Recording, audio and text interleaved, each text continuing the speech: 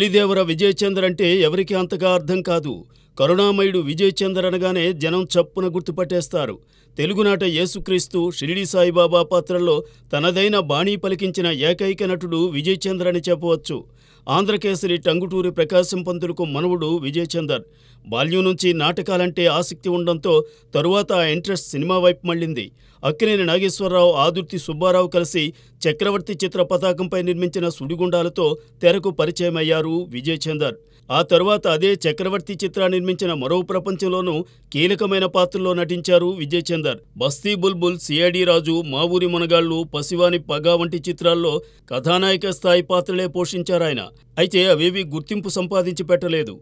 ఈ నేపథ్యంలోనే సొంతంగా రాధా చిత్ర బ్యానర్పై బైబిల్ కథల ఆధారంగా కరుణామయుడు చిత్రం నిర్మించారు. ఈ సినిమా అనూహ్య విజయం సాధించింది.